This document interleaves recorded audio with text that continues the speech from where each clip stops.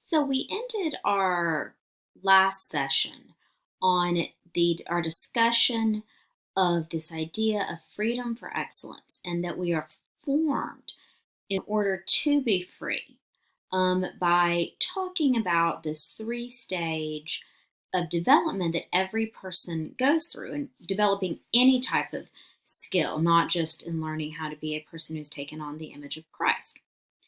And the question we're going to spend the next 1.5 days talking about is what is the material that directs us into this formation?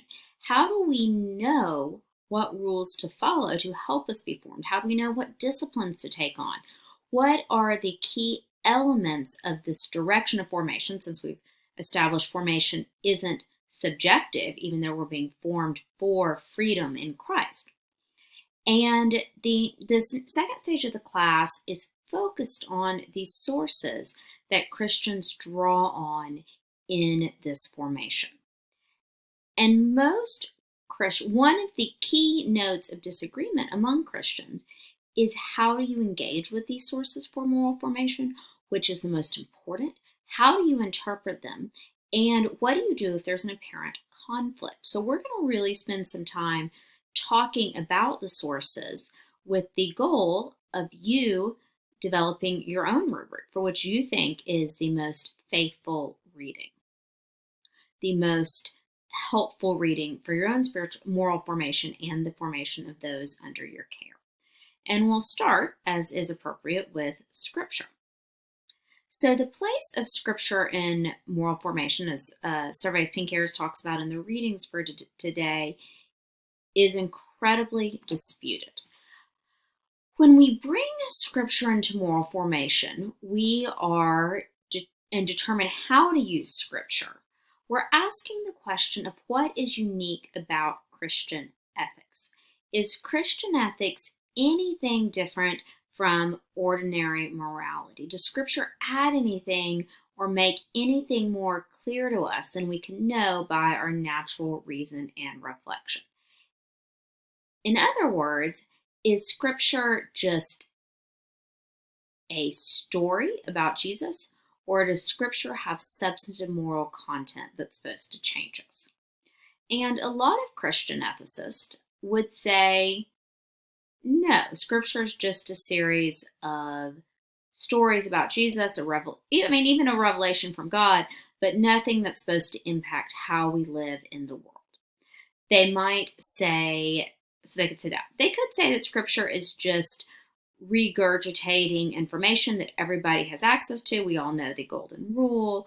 We all have some sense of the Decalogue. And so it's knowable upon reflection to anybody. So it doesn't really add to our morality or challenge our morality, but it makes it more clear.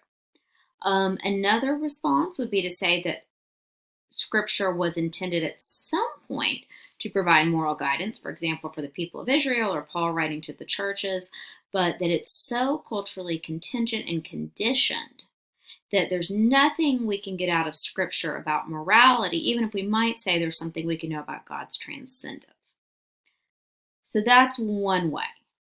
A number of other ethicists who would probably be more likely to describe themselves as scriptural literalists would say, yes, we do get moral content, but the only moral content is divine positive law. So not what to do. So you get what to do, but not how to develop as moral people. So Scripture is intended to be a rule book. This again, it goes back to our idea of morality of obligation. And there's no room for engaging with context. There's no room for really coming to understand why the rules are there or what's behind them or what's directing us. That's not faithful to Scripture. The problem with the first options I went through is that at the end of the day, they don't take Scripture seriously as divine revelation. Or they're doing what Father Pinckaers talks about and Dan Westberg talk about as the fundamental option, saying, well, yeah, there's spiritual stuff and then there's stuff related to life on earth, and they don't really impact each other. Yes, we can say that Jesus is risen from the dead, Jesus is our Lord and Savior, but that isn't intended to change how we live. So that's the group that doesn't take doesn't think there's any moral content, the group that really falls in this morality of obligation, what can happen and just see Scripture as a law book?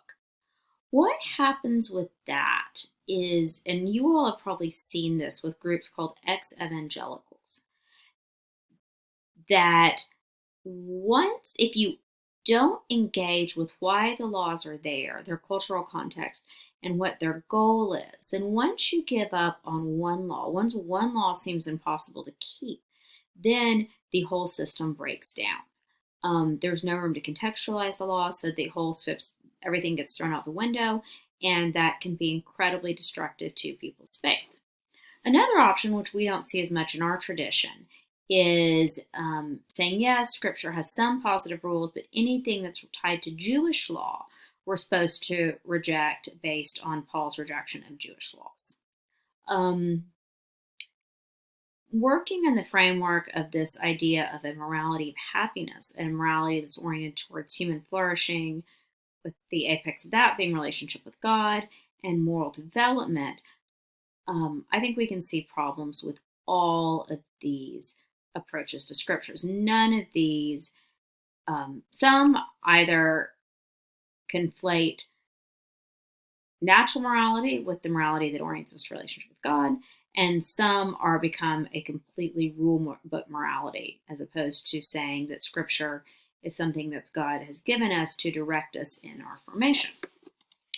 And my point with starting with the Augustine reading and then Father Pinckaers' reflections on St. Augustine is that I wanted to show you how different reflection on Scripture as a source for moral formation was in the patristic period. None of these options that seem the only options to us now are what St. Augustine is considering when he lays out the bases of Christian doctrine, or when the way that Father Pinckaers describes the morality of the fathers. Rather than seeing Scripture as a rule book, they actually see Scripture, in Father Pinckaers' definition, they see that the process of engaging with Scripture for moral purposes, for guidance and moral discernment, as an entire spiritual process in itself. They don't think you can go to Scripture and just automatically pull out a rule book. Rather, they see, well, they might say there are rules in Scripture, but how you should apply them is part of a spiritual and moral process that you are engaged in. This is an analogy that Pinckaers has of grinding down Scripture, reflecting on it, and coming up with a loaf. I imagine in your history classes you talked about this ideas of different senses of reading Scripture, and we can also see this in this different ways of reading Scripture for moral reflection. So the sort of rule book approach does not line up with the patristic approach. The other thing that we see that's really important for our purposes is the emphasis that we see in St. Augustine and that Pinckaers highlights, that who we are determines how we learn how to read Scripture. That we have to be, and this goes back to the Hauerwas reading that we did at the beginning, this idea of beginning in the middle. In order to interpret Scripture appropriately for moral formation, we have to already be in relationship with God in the process of developing the virtues to guide our discernment. We have to be able to see what things are intended for use, what things are intended for enjoyment. We have to have the characteristics of faith, hope, and love in order to understand Scripture properly and then read Scripture back into our own lives. So we can never go into the sort of proof texting place where we think that the goal of scriptural discernment is just go to the Bible and find a rule. Rather, we have to be in this interpretive process where we read Scripture and Scripture reads us, where Scripture changes us. just to focus in a little bit, I want to look at